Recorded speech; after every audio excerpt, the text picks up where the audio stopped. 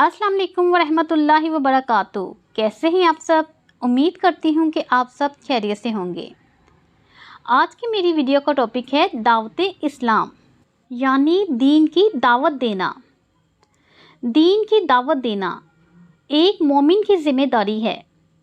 अल्लाह ताला कुरान पाक में फरमाते हैं, अपने रब के रास्ते की तरफ दावत दो, हिकमत और उम्दा नसीहत के साथ, और लोगों के साथ मुबाहिसा करो ऐसे तरीके पर जो बेहतरीन हो। तुम्हारा रब ही ज़्यादा बेहतर जानता है कि कौन इसकी राह से भटका हुआ है और कौन राहे रास्त पर है। दीन के रास्ते पर चलने वाला आखिर लोगों को इस्लाम की दावत क्यों देता है? वो दावत इसलिए देता है क्योंकि उसको अल्लाह ताला की पकड़ का डर होता है। वो जानता है कि अगर हक़ को मैंने अपने अंदर छुपा लिया या अपने अंदर रख लिया तो कल को मैं अल्लाह ताला को क्या जवाब दूंगा। इसीलिए दावत देने का जज्बा इंतहाई संजीदगी और इंतहाई खैरख्वाही की वजह से इंसान के अंदर उभरता है। एक इंसान में दीन की दावत देने का जज्बा कब उठता है?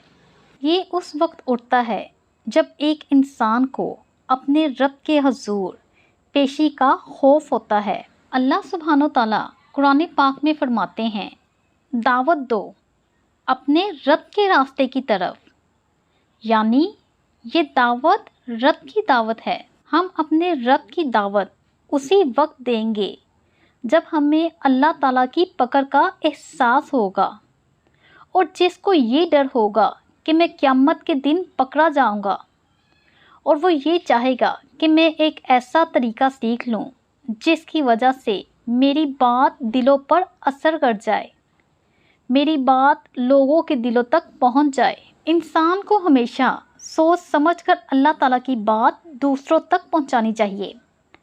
अल्लाह की बात को दूसरों तक पहुंचाते हुए हमें ये बात पेश नज़र रखनी चाहिए कि हमारे मुखातिब इंसान मुख्तलिफ़ तरह के हैं और इनकी जहनीत मुख्तलिफ़, इस्तेदाद मुख्तलिफ़ और मौका महल भी मुख्तलिफ़ होता है।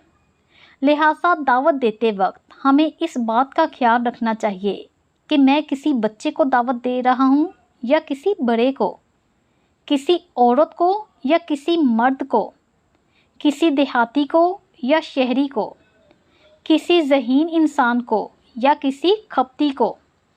मौका कैसा है? क्या मौका महल में मेरी बात फिट आ रही है? क्या मेरी बात मुखातब के दिल पर असर करेगी या इसे और अल्लाह ताला से दूर कर देगी? अल्लाह के रसूल सल्लल्लाहु अलैहि वसल्लम ने फरमाया, हिकमत की असल अल्लाह ताला का डर है। इसलिए जो इंसान अल्लाह ताला के खौफ के तहत ज़िंदगी गुजारता हो या जिसको अल्लाह ताला का डर रहता हो, वही किसी दूसरे इंसान का खैरख्वाह बनकर उसको अल्लाह ताला की बात सही तरीके से पहुंचा सकता है। जैसे कोई डॉक्टर किसी बीमारी की तशखीस करता है, इसी तरह एक दावत देने वाले को चाहिए कि पहले अपने मर्ज़ की तशखीस कर ले, वो इसके मसले को समझे, ऐसे ही अंधाधुंध बातचीत शुरू ना कर दे, क्योंकि जिस बीमारी का हमें पता ही नहीं चलेगा तो हम उसका इलाज कैसे करेंगे। लिहाजा सबसे पहले हमें ये पता लगवाना चाहिए कि आखिर इसने अपना माइंड कहाँ सेट किया हुआ है। अगर हमें इस चीज़ का पता चल जाए तो हमें अपनी बात पहुंचाना बहुत आसान हो जाएगा। और अगर हमें उस शख्स की माइंड सेटिंग ही का पता नहीं चलेगा तो आप ऊपर से जितनी मर्जी बातें कर लें, आपकी कोई बात भी उसके दिल पर असर नहीं करेगी, क्योंकि उस शख्स ने अपने दिल को मुतमईन कर रखा है। क्योंकि बाज़ औक़ात ऐसा होता है कि आप अंदर की बीमारी को नहीं पकड़ते, क्योंकि अगर आप नफ्स पर हाथ ही नहीं रखेंगे तो बात दिल तक नहीं जाती। जब नफ्स पर हाथ रखेंगे तो दूसरा ज़रूर कहेगा कि वाकई ये मेरा मसला है, इसको तो हल होना चाहिए। और जो नफ्स पर हाथ रखे वही हकीम है, वही हिकमत को जानता है और वही इलाज कर सकता है। एक दावत देने वाला अंदर की बीमारियों का इलाज करता है اسی لیے تو رب العزت نے فرمایا اپنے رب کے راستے کی طرف دعوت دو حکمت کے ساتھ۔ انسان فطرتاً مستقبل پرست ہوتا ہے۔ جب اسے اس بات کا پتہ چلتا ہے کہ فلاں چیز مجھے نقصان دے گی تو وہ اس چیز سے بچنا چاہتا ہے، اور جب اسے اس چیز کے بارے میں پتہ چلے کہ یہ چیز مجھے فائدہ دے گی تو وہ اس کی طرف لپکنا چاہتا ہے۔ مخاطب کے دل میں اچھائی سے محبت پیدا کر دینا اور بہترین مستقبل کی تمنا کو ابھارنا ہی بہترین دعوت ہے۔ انبیاء علیہ السلام 2 کام کرنے ہی تو دنیا میں آئے تھے، ایک ڈرانا اور دوسرا خوشخبری یا بشارت دینا۔ انسانوں کے اندر سے ہی انہوں نے برے انجام کے خوف اور اچھے انجام کی محبت کو ابھارا تھا۔ نیکی تو ہر انسان کے اندر موجود ہوتی ہے، اچھے انجام کی محبت اور اچھے مستقبل کی بھی ہر انسان خواہش کرتا ہے۔ تو دعوت دینے والے کو چاہیے کہ جو انسان اس دنیا میں سب کچھ تلاش کرنا چاہتا ہے وہ اس کو یہ بتائے کہ سب کچھ یہاں لینے کی بجائے آگے آخرت کے لیے بھی کچھ پوسٹ پون کر لو۔ مثلا ایک انسان بہت خوبصورت گھر کی تمنا رکھتا ہے تو اسے دعوت دینا بہت ہی آسان ہوگا۔ جنت کو سمجھانا جتنا اس شخص کے لیے آسان ہے اتنا اس شخص کے لیے آسان نہیں ہے جسے اچھے گھر کی تمنا ہی نہ ہو۔ رسول اللہ صلی اللہ علیہ وآلہ وسلم نے اتنے احسن طریقے سے اپنے ساتھیوں کے اندر جنت کی خواہش کو ابھارا تھا کہ ایک صحابی رضی اللہ تعالیٰ عنہ نے کہا، خدا کی قسم مجھے احد پہاڑ کے پیچھے سے جنت کی خوشبو آ رہی ہے، یعنی میں اس کی خوشبو محسوس کرتے ہوئے اب دنیا کی طرف مائل نہیں ہو سکتا، اب تو مجھے شہادت چاہیے۔ دیکھا ہے میں نے جو کچھ اوروں کو بھی دکھلا دے۔ سبحان اللہ، کتنے احسن طریقے سے ہمارے نبی حضرت محمد صلی اللہ علیہ وآلہ وسلم نے دین کو دوسروں تک پہنچایا۔ ہر انسان کے اندر نیکی سے محبت اور برائی سے نفرت کا جذبہ موجود ہوتا ہے، بس اس کو ابھار کر باہر لانے کی ضرورت ہوتی ہے۔ لیکن ہمیشہ یہ بات یاد رکھنی چاہیے کہ ہماری باتوں سے کبھی کسی کی دل شکنی نہ ہو، بلکہ ہمیشہ ہمارے دل سے کسی کی خیر خواہی ہو۔ ہمیشہ یہ بات یاد رکھیں کہ سامنے والے کے مسئلے کو اپنا اور اس کا مشترکہ معاملہ بنا کر بات کریں۔ اگر آپ ایسے بات کریں گے تو یقیناً اس کے دل پر آپ کی بات اثر کرے گی۔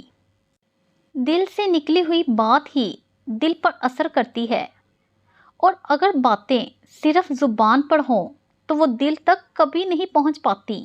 اس لیے کسی کو دعوت دینے سے پہلے آپ میں ان صفات کا ہونا بہت ضروری ہے، کیونکہ اسلام تو سلامتی کا پیغام دیتا ہے اور سلامتی کے رستے کی طرف دعوت دیتا ہے۔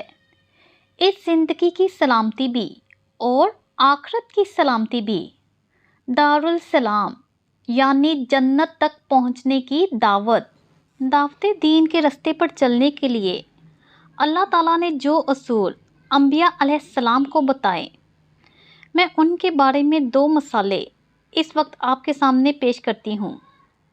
پہلی مثال حضرت یوسف علیہ السلام کی ہے۔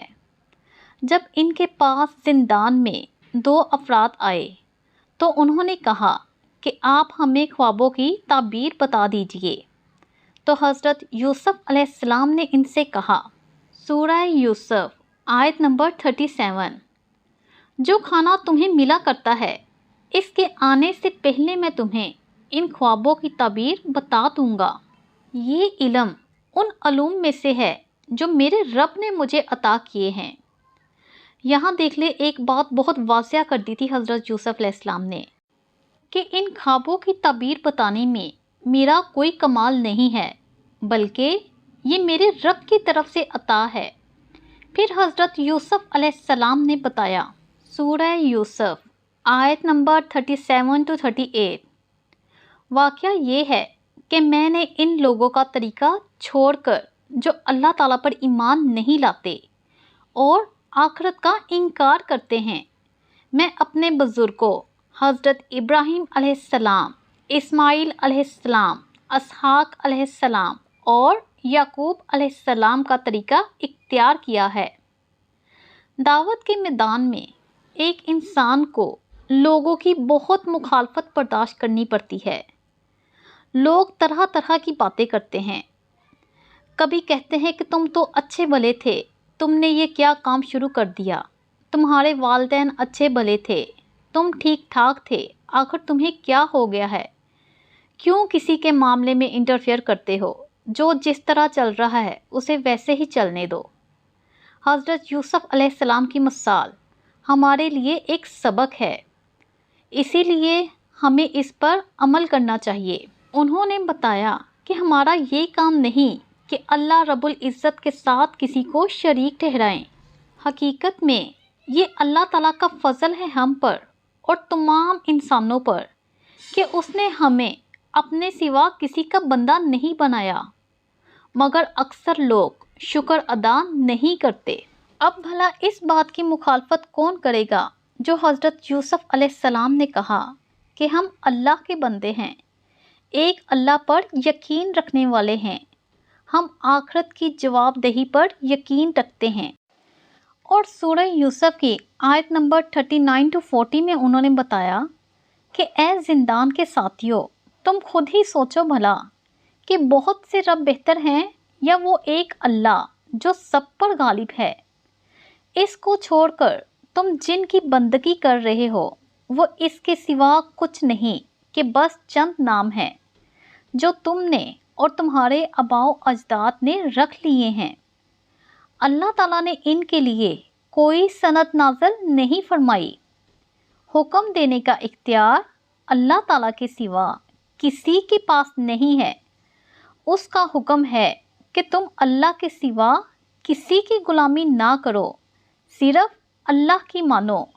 یہی سیدھا رستہ ہے، مگر اکثر لوگ نہیں جانتے۔ اسی طرح حضرت ابراہیم علیہ السلام کی دعوت کو دیکھیں جو انہوں نے نمرود کے دربار میں دی تھی۔ یہ خالصتاً ایک اللہ کی دعوت تھی۔ فرمایا سورہ البقرہ آیت نمبر 258، کیا تم نے اس شخص کے حال پر غور نہیں کیا جس نے ابراہیم علیہ السلام سے جھگڑا کیا تھا؟ جھگڑا اس بات پر کہ ابراہیم علیہ السلام کا رب کون ہے، اور اس بنا پر کہ اس شخص کو اللہ تعالیٰ نے حکومت دے رکھی تھی۔ جب ابراہیم علیہ السلام نے کہا کہ میرا رب تو وہ ہے جس کے اختیار میں زندگی اور موت ہے، یہ بات سن کر نمرود نے 2 قیدیوں کو بلایا، ایک کو سزائے موت دے دی اور ایک کو زندہ چھوڑ دیا، اور پھر جواب دیا کہ زندگی اور موت میرے اختیار میں ہے۔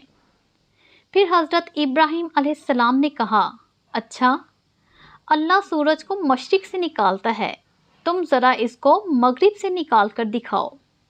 سبحان اللہ، کیسا طریقہ تھا ان کا! ایسی جگہ سے پکڑا کہ نمرود سے کوئی جواب نہ بن پایا۔ اللہ رب العزت فرماتے ہیں، یہ سن کر وہ منکر حیران ہو گیا، مگر اللہ ظالم قوم کو راہ راست نہیں دکھایا کرتا۔ بے شک اللہ ظالم قوم کو ہدایت نہیں دیتا، مگر ہمیں پھر بھی دیگر انبیاء کا طریقہ اختیار کرتے ہوئے دعوت کا کام جاری رکھنا چاہیے، جیسے حضرت موسیٰ علیہ السلام نے فرعون کے دربار میں جو دعوت دی تھی، اسی طرح حضرت محمد صلی اللہ علیہ وسلم نے جو دعوت اپنے اہل خاندان کو کوہ صفا پر دی تھی، ہمیں ان سب کو پیش نظر رکھنا چاہیے۔ پھر آپ صلی اللہ علیہ وسلم کے دعوتی خطبات مختلف مواقعوں پر جیسے جیسے آپ صلی اللہ علیہ وسلم نے لوگوں کو دعوت دی، اور خاص طور پر یثرب سے آنے والے لوگوں کو آپ صلی اللہ علیہ وسلم نے دعوت دی، یہ تمام دعوت دینے کے طریقے ہمیں سیکھنے کی کوشش کرنی چاہیے، کیونکہ جب تک ہم خود ہی نہیں سیکھیں گے تو دوسروں کو کیا سکھائیں گے۔ اللہ تعالیٰ سے دعا ہے کہ اللہ تعالیٰ ہمیں پیغمبروں اور اللہ والوں کی زندگیوں سے دعوت کے طریقے سیکھنے اور ان کے مطابق سچے دین کی دعوت و تبلیغ کرنے کی توفیق عطا فرمائے، آمین۔ اور ہمارے ان سب جذبوں اور کاوشوں کو قبول فرمائے، آمین۔ اگر ویڈیو پسند آئی ہو تو لائک کریں، شیئر کریں اور سبسکرائب کریں، اور اب مجھے اجازت دیں۔ اللہ حافظ۔